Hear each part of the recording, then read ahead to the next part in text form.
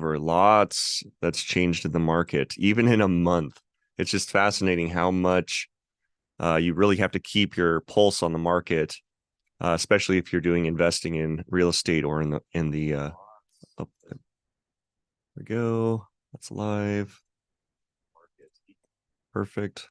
Okay, we're live. So we are live on YouTube, live here on Zoom, and we will be posting this on all my separate outlets. But before we do, let me give you kind of the highlight of what is going on today. So it's our Real Estate Friday forecast. So we're going to be doing a lot in real estate, talking a lot about the markets, rents. I didn't do so much on commercial because I've been hitting it so hard in the past, but we're going to go over some of the elements that play into this, and two of which, this is going to be a very deflationary. What do I want to say about that? This is going to be a very deflationary discussion today. So we're going to be talking a lot about deflation and the deflationary impacts that are coming into the market right now, specifically in the real estate market. And with this, just imagine all other asset classes. So when there's deflation, prices come down, and we're going to be talking a lot about that, from hearing from Walmart's CEO, who knows both on the digital front and the storefront how this last Black Friday did and what he's projecting into 2024, from money supply versus inflation.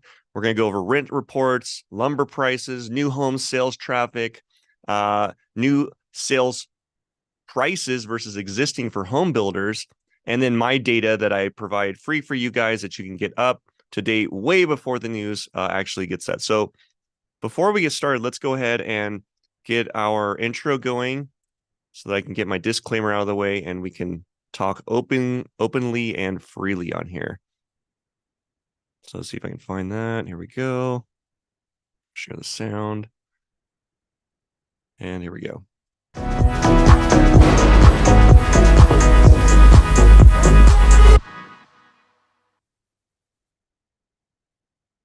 And here's our lovely risk disclaimer to keep our attorneys happy. Obviously, like, subscribe to my YouTube channel. I'm on TikTok, also LinkedIn.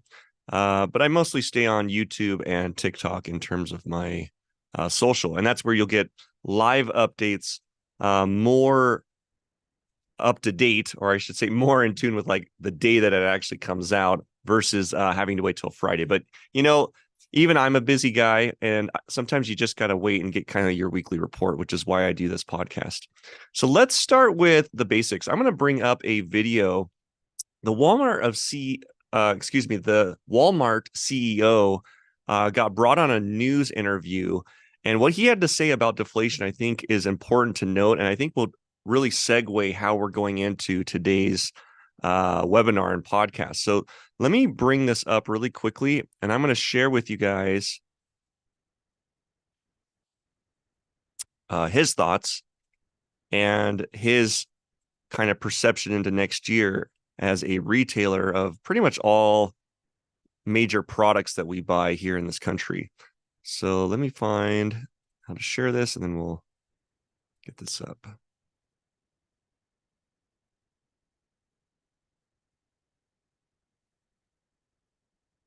All right, we'll share sound. Here we go. All right, so here he is. This is about 3 minutes long, and then I'll make some commentary afterwards. But just pay attention because this is a very short clip, and there's a lot of little nuggets in this interview. Yesterday afternoon, I sat down with Doug McMillon, the CEO of Walmart, in a Teterboro revamped Walmart Supercenter to talk to him about his game plan for the holiday shopping season and what the heck is going on with the consumer. Listen.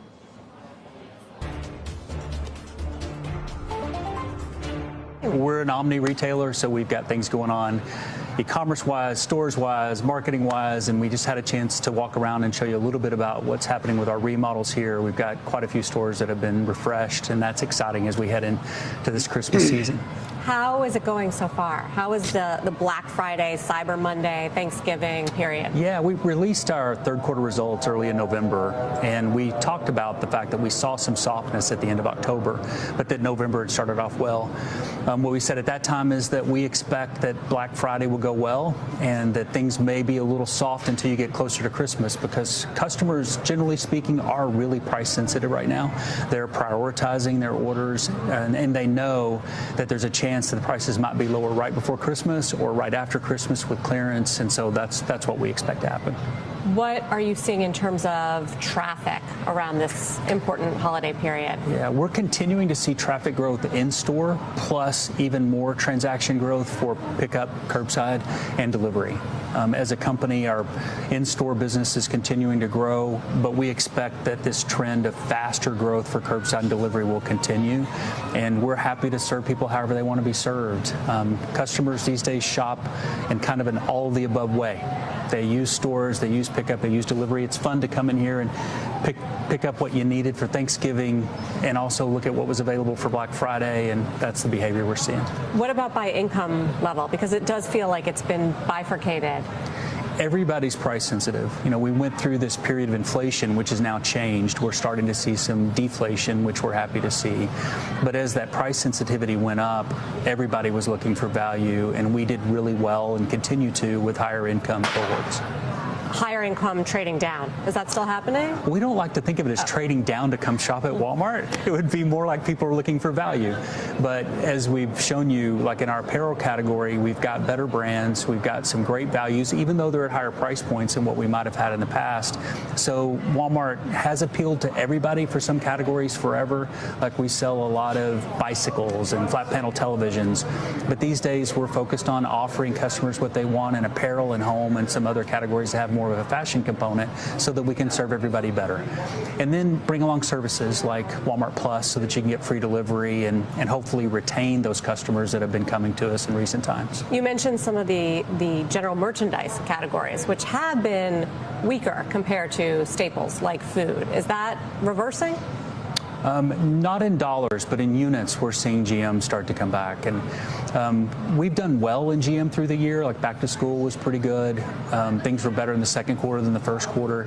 It's going to be interesting to watch what happens in the general merchandise categories in the year ahead because prices are so much lower. We're down in pricing in the general merchandise categories, meaning non-food categories, by about 5% now. And we're seeing the food categories basically about where they were a year ago.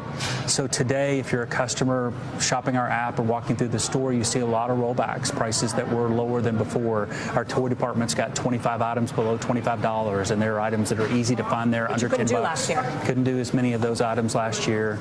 So Hot Wheels are still sales? selling at $1.18. Yeah. Barbie's hot, but under $25 is an important price. All right.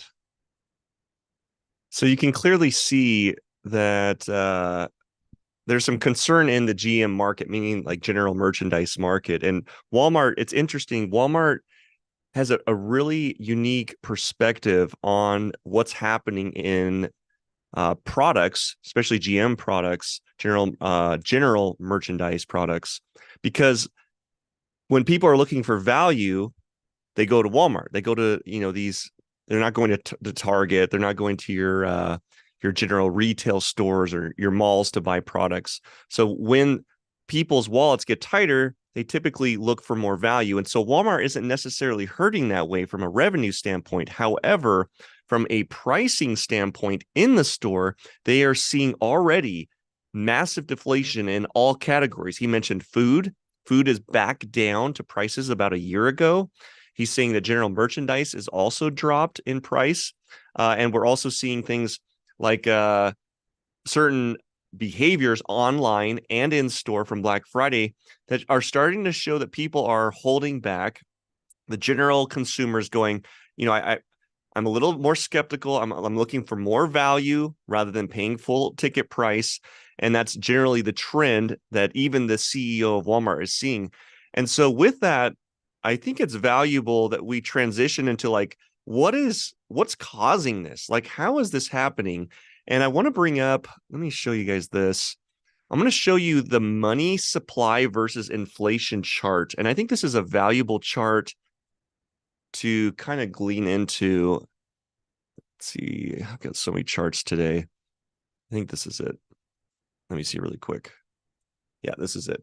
So money supply versus inflation. And this, oh man, this is a scary chart to look at. And the reason I bring this up is we have not seen this type of drop in money supply and in inflation percentage year over year since the Great Depression. And we have not dropped below zero. So you can see that we've come all the way down from 19% increase in money supply, right? That was when we were just printing all this money, trying to stimulate the economy through the pandemic. And now with the money supply being constricted and lending being constricted, we're seeing less cash going out into the market because the feds they're literally shredding cash. And what's happening as a result is year over year, we saw a negative 3.4% in money supply change, which is, we just haven't seen that since the Great Depression. We have not dropped into, you can see clear back into 1930 was the one time that we actually had a negative change this extreme. And what followed was the Great Depression. So I'm not saying we have a Great Depression coming. We have tools, and the feds have tools that they didn't have clearly back in the 30s. They're much more sensitive to data. They're reacting, I would say, even better than they did in the 80s around some of the inflation issues that we had then. However, this is uncharted territory. And what we're seeing here with money supply versus inflation is that both are coming down. But the last time we saw money supply come down to this level was and resulted in a pretty scary future for the next, it was like a 3 to 5 year period.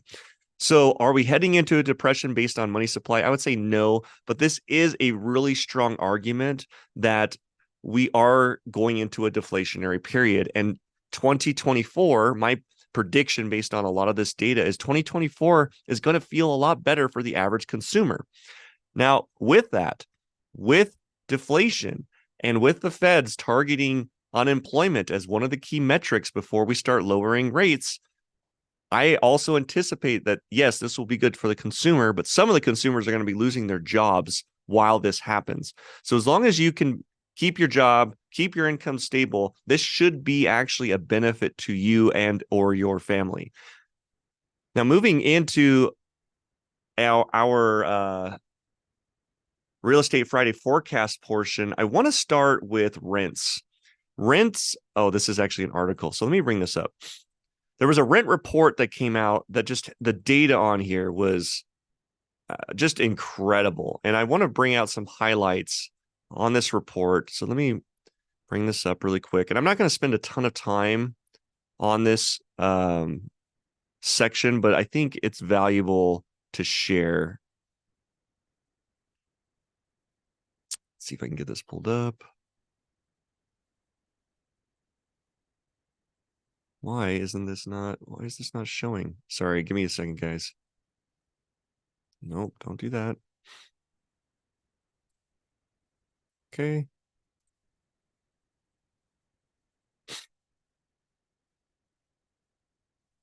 There we go.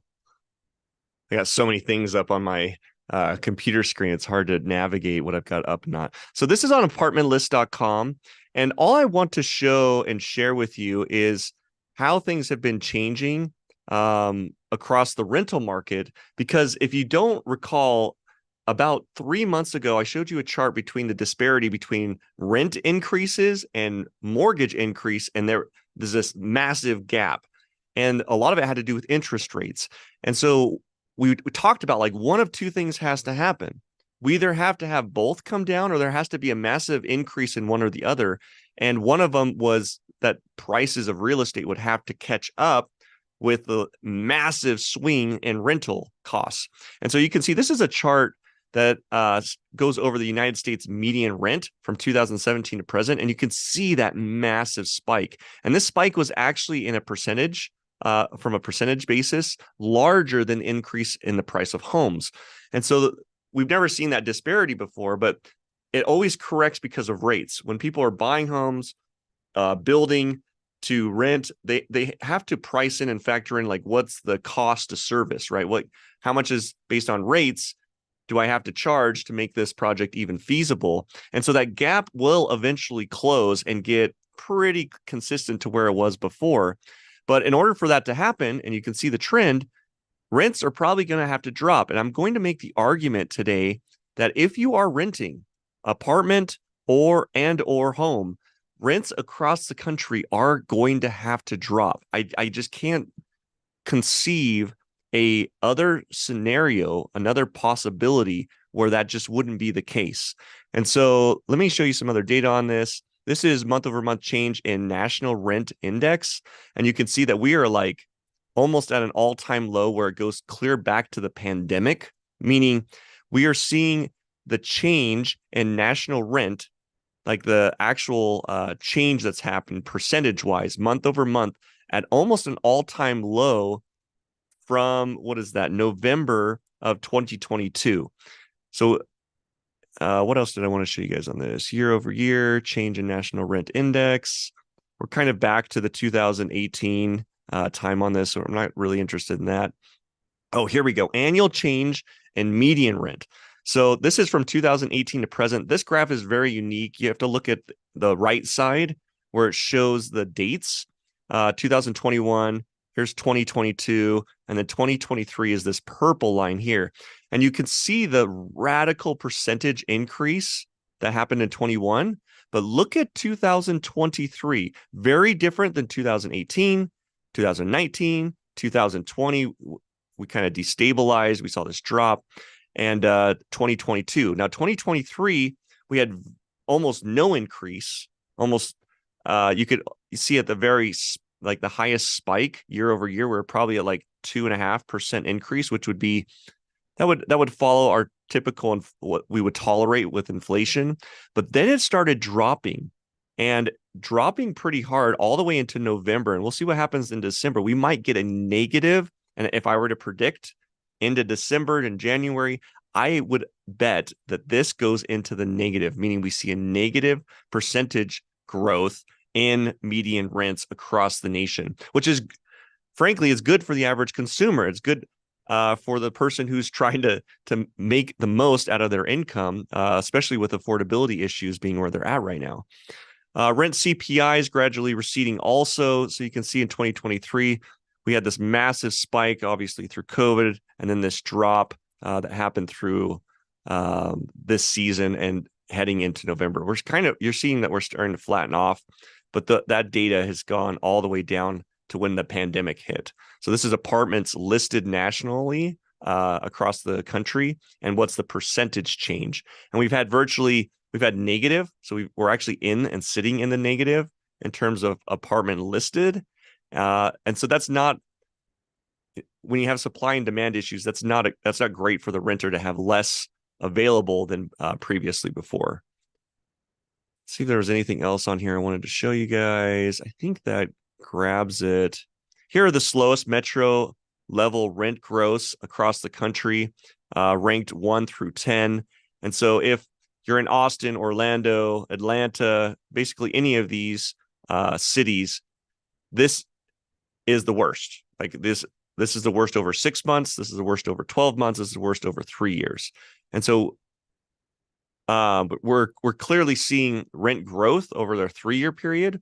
But when you start to get into your 12-month and 6-month periods, you're starting to see negative rent growth, which means prices are dropping for rents across the country, specifically in these areas, Texas being the leading. San Francisco, not so great, over 6 months, negative 3%. San Antonio, obviously, and then our hometown here in Salt Lake, we are actually seeing rent decreases here in our hometown Salt Lake by negative 3% year over year. So I'm going to jump off of this because I want to get into more of the home side of things, because that's a leading indicator typically on how the economy is doing and where we're going to be into next year. And what I want to bring up to kind of segue this transition is our data on lumber. Now, lumber is a key element, a key input for new construction and also improvement, but mostly new construction. And you'll be able to see in this chart, this is the lumber prices over basically the last 5 years. So you can see this went back probably into like 2019. And you can kind of see the old trend line where we were sitting at about $400 a thousand board feet. And in 2022, 2021, and you guys know this if you're building or buying, it was ridiculous. Lumber prices almost tripled at one point from 500 to 1500, but you can clearly see in 2023 we have finally stabilized. We actually dropped and hit an all-time low, which was like the 400 level, and now we are stabilizing. And you'll see with some of this other data points that I'm going to bring out, like new home sales and new home buyer traffic, why lumber prices will probably continue to drop, which will be another deflationary input, which should be good again for the consumer. We should start to see prices drop across the board in the home sector, but also in your just common goods, any asset class. Now, obviously, that's not going to include gold. When you go into recessions, typically precious metals like to go up. But aside from those asset classes, you're going to see most assets start to drop. So here's the lumber piece. I'm going to segue over to new home sales versus traffic. Let's see if I can find that one. This is a fascinating chart. And the reason I bring you guys this data is I could just talk about this. You know, we could talk about this all day. But when you see visually what's actually happened, it tells a much bigger story. And this is new home sales versus buyer traffic. So if you're a builder, whether it's spec homes, like brand new, we're talking from foundation up. If you are a major builder in your city or metropolitan area, this data matters. And I'm actually shocked at how many builders and their executives do not track this data. They don't watch it. And it's like having no compass in the storm. You know, it blows my mind. But regardless, hopefully if you're going to be buying new or used, or you're thinking about, you know, selling your house, you know, this data will definitely put you in a good position to decide, is now a good time? Is there a better way to do it?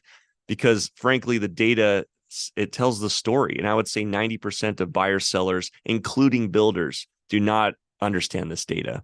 So here is the sales. Blue is the sales, and orange is the buyer traffic. And you can see that if you go clear back to the pandemic, when everything was crashing, there was no appetite for buying. People were stuffing money under the couch. They were getting ready for the storm. No one was buying. No one was interested in buying. And builders were freaking out. Builders were like, this is going to be really bad. Is this another 2008? What am I going to do with all these empty lots and properties that I started developing? And then what did we do?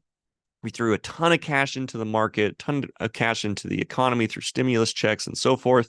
We saw this rebound really quick, and buyer traffic started going up because there was a ton of cash in the market and there wasn't enough supply. And so all these people who were getting all this extra cash were going in and buying properties as a strong asset class to probably hedge against inflation. So that lasted. We had, 1, 2, 3 years of that. And then end of 2023, as rates were starting to go up at really fast inclines, we started to see the buyer traffic drop again. People got really scared of the market because it was like 0.75 point rate hikes. What is going on? 0.5 point rate hikes. What is going on? My mortgage to get this new home, that sounds impossible. So a lot of people got really satiated, I think would be a good word, or kind of pessimistic about the market. And then when rates started flattening off, we started seeing very little increases to no increases through this year. The appetite for buying went up.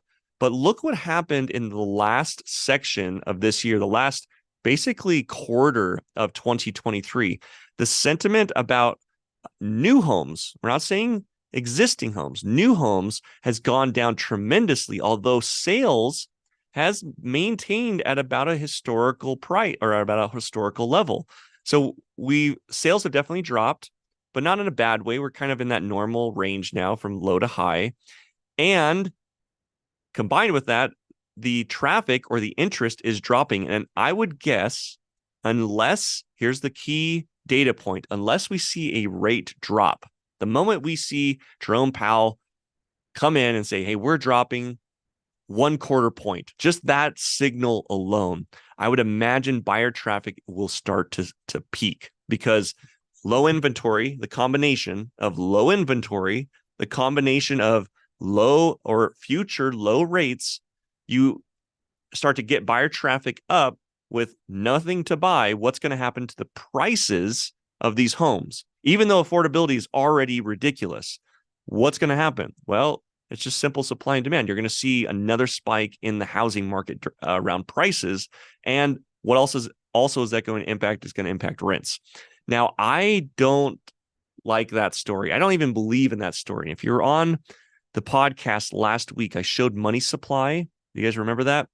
Where we showed money supply was this like exponential thing, a huge spike during COVID. And then we've flattened it. In fact, we not only flattened it, we've had the first major decline in money supply that we've had ever. I mean, it's the longest period of M2 decline that we've ever had. And if you look at where the trend line should be, I was predicting May 2025 to get us back in our old trend. So to like fix all this chaos in terms of the market pricing around definitely real estate, price of goods, getting affordability back to where it should be to get this, basically back in our old curve. May of 2025 was the date that I was seeing it would require. And so we have some time before I think Jerome Powell is going to start lowering rates. And until we get to that like 2% inflation number that we like to see, I don't think that they're going to be decelerating or taking their pedal or taking their foot off the gas pedal when it comes to rates. So a couple more data points, and then we're going to go into our trades that we did last week, gold and the S&P 500. Excited to show you that because we are just nailing some of these technical levels. But let's go into home prices are crashing. I think I did that one. No, we didn't. So this is just another bad story for builders. And sorry, builders, I'm not here to, there's really nothing I can do influential, from an influence wise to manipulate this. So I'm not sharing this because I have a bias and I kind of do want the prices to come down. So that would be a lie. I do want the prices to come down. So I do have a little bit of a cognitive bias around this. However, me talking about it isn't going to change the facts. And the facts are home prices are crashing for builders. And this is the largest price decline percentage year over year that we've ever seen since the 70s. And we actually went below our 70s data point. And so what does this mean? What is this chart saying? Well, we went through such an insane price increase through the pandemic because of the lack of supply that home builders were making insane premiums on these houses. And hopefully they were stacking and storing stashes of this cash, because what's happening now is their margins are dipping into levels that I would say are dangerous, meaning that based on the current market, affordability, interest rates, it's going to be really hard for builders to make profit on these homes, even though there's not much supply out there. And this smells a lot like 2008, where we had this problem, this supply problem, and it was the lowest supply that we had in over a decade. We had no houses for sale. We had no inventory. Everyone was saying there's no way this could drop because there's just no homes on the market. So, the market's going to just keep going based on supply and demand. And then what happened? We had some changes with rates. We stopped lowering rates. We brought rates up.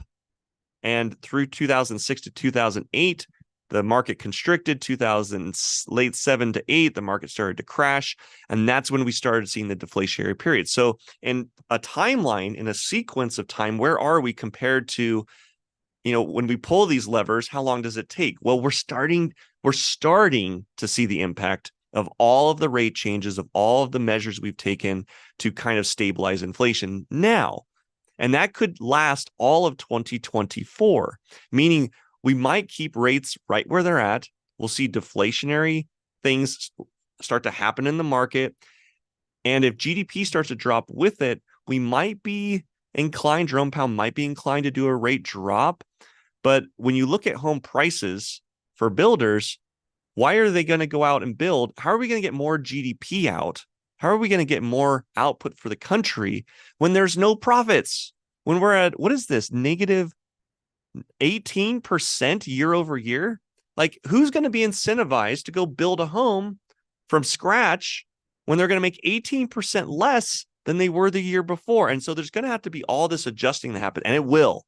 There's going to be innovation. There's going to be the builders that will win are going to be the ones that learn how to build and do it more efficiently at lower costs. And that is exactly what happened in 2008. Homes and home builders got creative, and they got really good at building at like prices that we couldn't imagine in 2006. We thought was impossible. And so don't see this as like there's always a silver lining in these stories. And the silver lining is we are really brilliant at solving problems. There's always a carrot. And all of this data, I hope you really see this. All this data is really showing you a massive opportunity that's coming in the next year. How many, just try this on for a second. How many of you wish that you'd gotten like just insanely heavy in the real estate market during 2008? It's like, yeah, of course. But when you compare like, hey, time-wise, we're like right there. Timing-wise, we were like really close to that 2008 period. When you're in it, it feels like I want to avoid it. And so there's going to be some major winners and in the players that decide to jump in really heavy and buying assets that have been devalued and buy it down. Don't wait. Don't try to time the market. That's the craziest. In fact, I'll tell you a story about this in a second, but that's the craziest thing you can do. Don't try to buy the low, buy it down. And then when when it rises, you'll start to get your profits through those kind of steps. I will share, I get to do this because I think it's a great story about trading that highlights how the human mind works versus reality in terms of if you really want to be good at trading, if you really want to be good at like timing markets and long-term profitability, whether it's in real estate or in investing, I think this story really shares some insight, psychological insight that we kind of have working against us. So this was a long time ago. And since then, my father has passed, but I'll tell his story because I remember I was really young, but I was always into numbers. In fact, I was taking an economic course when this trade was happening for my dad. And it was really simple. My dad owned a house. It was the house that I grew up in California. And, they had a typical mortgage on it. It was a small house. I would guess it was probably like 3,200, maybe 2,500 to 3,000 square feet. It was enough that me, my sister, my parents had their own bedrooms, and that's all there was. And the thing about the time in the market is we were starting to get into that 2005, 2006 period. And prices were getting ridiculous, just like during the pandemic. And I was looking at rent prices and I was looking at like the overall equity that my dad had established in this house. And I was just young. Probably some of it was being said from a naive place, but I was telling him, Dad, you ought to just sell and rent. And then let's buy a deal later down the road and we'll see how it goes. So, whether that influenced him to do it or not, he did end up selling and sold at a pretty good price. But let me kind of lay out what happened. So we sold the house, got a place to rent, and fascinatingly enough, he started watching some of the houses around him sell also. And I remember him coming to me and he was like, Matt, gosh, I just think we screwed up. We should have waited. We should have sold 6 months later because the house right across the street, same square footage, little smaller yard. He's giving me all these data points, just sold for $20,000 more than the house that I just bought or the house that I just sold, our house that I lived in. And I was like, you're right. You could have gotten $20,000 more, but you bought the house for like $100,000, sold it for like almost $4 million. That's an insane trade. Why are we arguing about $20,000? So like at a very young age, I'm starting to like get this concept of like, what are we complaining about? To me, that sounds like an amazing deal. Like you hit the jackpot. But yet psychologically, my dad was dealing with a $20,000 in his mind, a loss versus this hundreds of $1,000 gain that happened by holding that house over that time. The story continues. We rented for 2 years. Market price, the housing market started to crash. We saw foreclosures happening everywhere. My dad found a foreclosure in a neighboring city, ended up buying it for cash that he got from the equity of selling his previous home. So he had no mortgage on this house, bought this house cash. And guess what he did about 1 to 2 months later? He comes to me, he says, Matt, I know, we're really blessed that we've got this house and it's paid for, and, that we were able to do this way. And, we should have waited.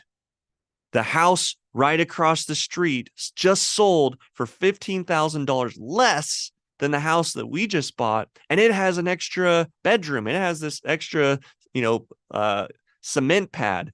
And I'm just scratching my head going, you just can't do this. You can't hold yourself to the all-time low and the all-time high. And we just do this. It's like we buy something, whether it's a stock, whether it's an asset that, has potential growth, and we judge ourselves against the high and the low versus the trade.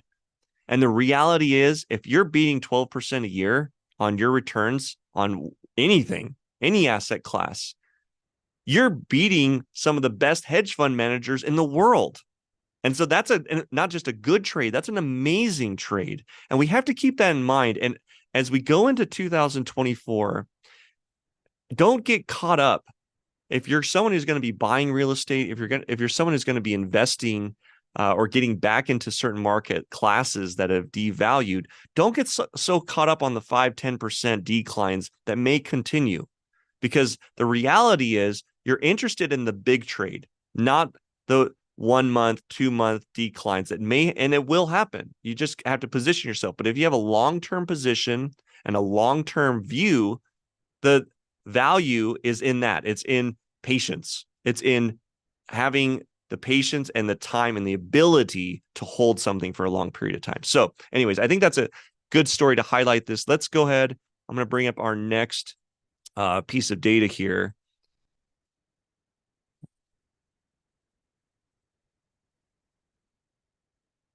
Oh, yes. New homes versus existing. Let me share this. This is, I think, our last chart. A really great data piece again.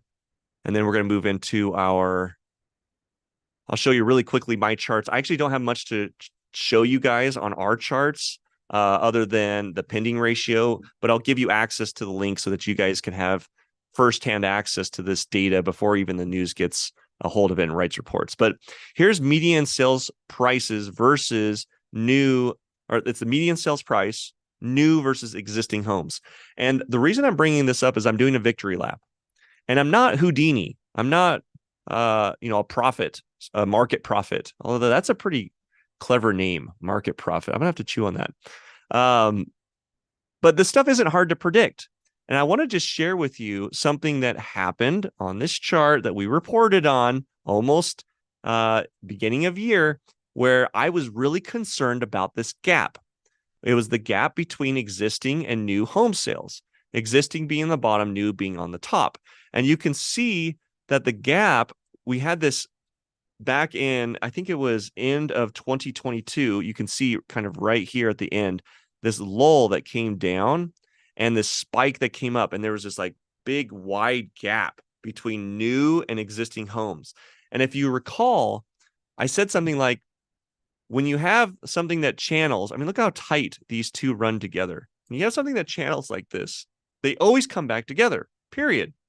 And so this is an arbitrage trade or an arbitrage situation, meaning one's going to have to come down or the other's going to have to come up or a combination of both. And what happened? Well, both. We saw rents go up. We saw home prices come down. And that's where we're at today, where they're basically tracking together again. And I would imagine I can't say like which direction this trend is going to go. That's going to be a little harder to predict, but you can kind of see over the last year and a half that new and existing median sale prices are starting to drop. And we have corrected this gap that happened in the market about 18 months ago. So this is just a victory lap side, just analysis, so you guys kind of understand how the markets work. As a trader, we like to look for gaps because gaps are opportunities. When we see spikes or radical shifts, like a lot of the charts that I've already showed you, and you guys could go through this again once we publish this tomorrow. But when you look at those gaps create opportunity because they like to correct, they like to go back. And one of, with all these network effects, like lumber affects the price of a house, the cost of fuel, affects the price of homes because it's the energy to like make all the stuff and the cement and, get things, the power to like generate all the materials and the goods and the services. Everything's tied. There's all these networks that kind of play into the price of a single thing you pay for. And when one goes way out, it affects everything. And so we like to look for these trends because it gives you insight on a play that you can have in the market. This is showing more stability. Now, I'm not saying that this trend might be something that we want to look at. However, new versus existing home prices, that gap went away. And I remember we were even Utah. It was this bizarre thing in Utah where we were one of the few states where it was cheaper to buy a new home per square foot than it was existing. It was like this bizarre phenomenon. But nationally, we kind of saw some of the opposite going on as well. All right, so let's move on. Oh, I'm going to show you guys this. This is my data source where I pull in a lot of our own data here. And then I'm going to pull in the trades on the S&P 500 and here we are. Okay, so here's my market pulse data. I get all the real estate data and compile these charts every month. We got the data in. It's actually pretty stable. There's not a lot of new news other than the trends are all continuing. So like median listing price continuing to drop down, average listing price continuing to drop a little, price increase counts went up a little bit, but pretty low. Price reductions, we saw a little drop in price reductions. Median listing price per square foot is kind of sideways. But here's what this is the chart that I'm interested in the most, and then we'll move on, is what I call the pending ratio.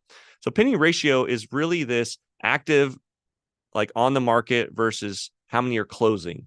And even though we have very little supply in the market, it's still looking like we're going to get back into pre-pandemic levels on the pending ratio. And of course you would. Like this weird spike that we had, this kind of head, half shoulder pattern that happened, we're going to get back into this old pending ratio because that's just, we like to be in trends, and the Feds use a lot of this data to go, hey, are we back in some of these trends? And they obviously have their key indicators they look at to get us there, but we are definitely heading back into that. Where this gets ugly is if this starts to go below previous trends, and that's where you start to see a supply issue. And when we have an increase in supply and affordability like impossible, like it is already, that's when you're going to see massive drops in prices. And frankly, people are holding on to their homes because of their low rates, thinking that, I can get the rent. Why would I sell it? But when you start to see rent prices drop past a certain level, people will stop holding on to their homes and will start selling when they're really not making any money renting the house either. And so there is kind of this consideration around rates that a lot of economists aren't making. And that is, yes, I get rates were low. And so people, they have cheap money basically into these homes. But when it doesn't make sense to have the cheap money because how much their cost to service versus the rent declines that are happening, people are going to start sending them back to the bank. And most of those purchases are going to be people who bought new homes through the pandemic. So from 2020 to current, those are the people I would be the most concerned about, is if you got a low rate, but the home isn't for you, you have to move, out of the state or out of the country. It's not going to make sense for you to rent it, and you're going to have to put it on the market. And I would imagine we're going to see some light inventory increases from that. But with the home builder charts that we saw, I don't see builders putting a lot of fuel in the tank in terms of building new construction right now. So there's going to be a massive distressed or market distressed opportunity, I think, in the new or in the actual home market, not just the commercial side of the real estate market. All right, so there's that. I don't want to spend too much time on that. We're going to get into our trades now. This is my favorite part of our training, and I'm going to bring up the S&P 500 because I like to do kind of a market analysis so that you can look into next week and go, what is the market generally going to be doing, and how are we going to do in all the other assets that I might be trading, because the S&P 500 is really a great reflection of all things, right? So let's bring that up really quick. We had some interesting data come up on this. Bring up my chart. All right, so here's S&P 500, guys. So last week, we drew up these charts to kind of show you where we were at in the market. And this is, we've been following the S&P 500 since I started this podcast. And I've been giving you insight on like, where do prices go? Where are they likely to go? And obviously every day that happens, you have to kind of reevaluate, because, there's sentiment changes. There's announcements that come out that I can't predict what it's going to be today, and you have to kind of readjust as you go. But last Friday, here's what we predicted.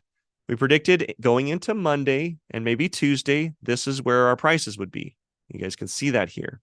Now, obviously, the likelihood is we would stay in the channel, but I said if for some reason later in the week we had a breakout, it would likely come into this range. And if we had a breakout above the support, it would go into this range. Well, that didn't happen here. So we didn't go above the 4,600 range, and we didn't drop below this 45.53 range either. So we're going to delete that. And we're kind of still in this trend. And I love these scenarios, because when you're in a trend and you're pushing up against support, resistance that is being tested and has been tested more than once, and it's holding, we're going to have a pressure breakout at some point. Something is going to either cause this to push up, or it's going to cause it to break down. And so this is where a trade setup will happen, very likely into next week.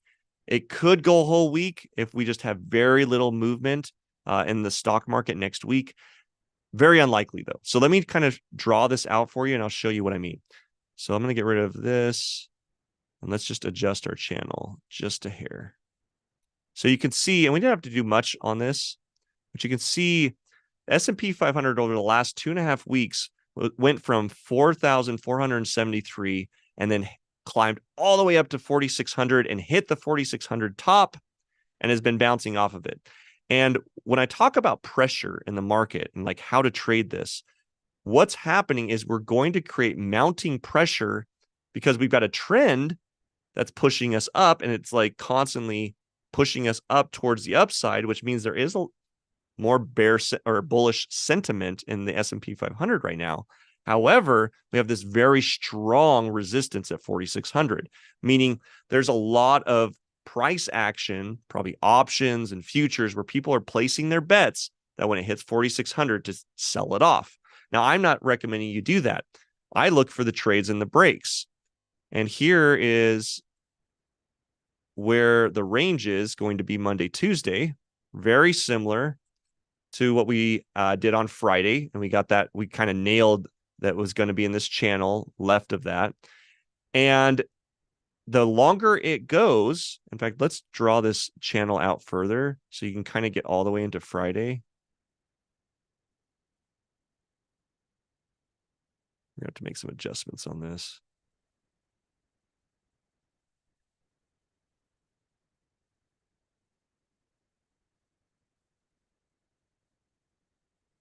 There we go.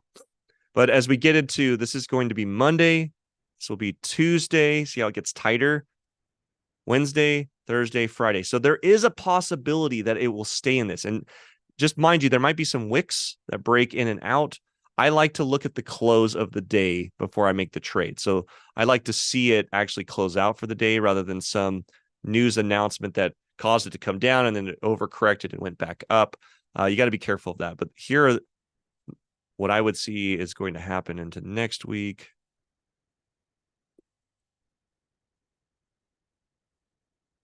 And I would say more towards the downside. I would say you've got a higher likelihood of a breakout towards the downside than the upside. I'd have to look at the ledgers, the option ledgers, to see how much is stacking up against this. But one of the key indicators right now is the VIX, and the VIX is at an all-time low, which means that when there's low volatility, there's very little bearish pressure. And so that does make an argument that we could break the 4,600 level. Here's what to do. And again, not advice. You guys get to do your own homework, but if you're going to paper trade this, just try it so that you get a sense of like how to place these trades. These would be limit trades, a buy once you break the 4,600. And so kind of keep an eye on this Monday, Tuesday, but like you'd probably put a breakout at like 4,620 towards the upside. And then you've got momentum. I mean, endless momentum. And so these are one of those trades where you're going to want to run like a trailing stop on this, and you're going to want to start locking in profits, but let it run. When you're in unknown territory towards an upside, really the only resistance you have is rounded numbers. And what I mean by that is like, it's going to be 4,700, 4,800, 4,900, 5,000. Those are going to be like your resistance points because there's no historical price movement in the past that people will compare to and be able to draw these lines. So just be aware, 4,700 is kind of our new, I'm going to draw that in. It's kind of our new resistance. And if you get it breaks to the downside, you could put in a pending trade at like 45.56, but make sure you're locking in your take profits because you are fighting against the long-term trend.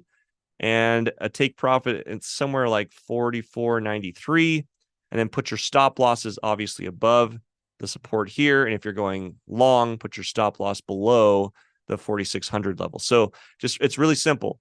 Take profits, you always put in the margin. Stop losses, you always put below the support or resistance levels. And then as you guys watch this day to day, there should be some really great trade setups as you break out. Now, can you scalp Monday and Tuesday? Yes. Watch for the announcements that are coming out, but Monday or Tuesday, you do have a high potential of sideways movement and it bouncing off this 4,600 level, unless you get just some insane bullish news, which I'm personally not anticipating, but it could happen. All right, so there's S&P 500. I'm going to save this. So we've got it for next week. Let's move over to our gold analysis. Oh my gosh, gold, guys. What a trip. We hit all-time record highs in gold in the last week. And this trend, we always talk about breakouts, right? We said, okay, well, it's likely it's going to continue in this trend. Monday came and it was like, what is going on? Like, how did this happen? We got this like just crazy news, a lot of buying into gold. And we saw this massive spike. In fact, I did some reports on gold. We saw this massive spike in gold hitting all-time record highs and then a drop like in the same day. And so when things like that happen, you've got your support and resistance levels, right? You would have bought right in here. Just get my line. You would have bought when it broke the 2076 level, maybe at like 2081, run it up, keep obviously your stop loss, endless possibilities because we haven't seen prices, guys, in these levels for a long time. We're at like all-time record highs. And then it dropped out. And so we've got to remap this because Monday, and it doesn't happen often, but Monday blew all of our technicals that we did on Friday out. Now, typically, it's pretty predictable, right? You can go days, sometimes weeks with these setups. But if you get a fundamental change, meaning market news, it could be an announcement that happens in the market or some sentiment that changes public perception, you can't, that's not technical analysis. You have to make adjustments. And so we are in a new trend because of a fundamental change that happened on Monday, which blew all of our work that we did on Friday out of the water. Doesn't mean that we didn't set up for a trade. Our technical levels were great, but this trend that we drew in and the price prediction, yeah, did we have movement in that price? Absolutely. But it was in that price and went way beyond. So let's get rid of these. And that was kind of my scenario. As I said, okay, Monday, Tuesday, we should be in this price range. We definitely were on Monday, but we had the breakout on Monday into Tuesday. And so that my next prediction of like where it would live for the rest of the week, it got completely blown out. But it did go sideways as I predicted, just at a lower point that week. So let's go through this for this week. We're going to have to draw some new trends in, and I'm not going to take this high. This is an obnoxious high on this candle. I'm actually going to kind of mark this out. We're going to take this trend here like this. I'm going to actually take the body of the candle rather than the wick. These are anomaly wicks, especially when they shadow or the wick itself comes up and out kind of to an extreme. This is a radical, from a candlestick pattern, this is a radical retracement pattern, just FYI. When you see a candle, a hammer basically, or a candle with a large wick like this at the top of a incline of the mountain, this is typically a reversal pattern. So looking at this, I would say we're probably going to be a little bearish for a while unless we get some fundamental news again on Monday that just puts us back into the up. So what I would predict going into next week is going to be price movement, obviously here. It's going to want to stay in this channel. There's going to be soft resistance at the 2000 level. The 2000 price level, for whatever reason, from a support stance, has not held very well.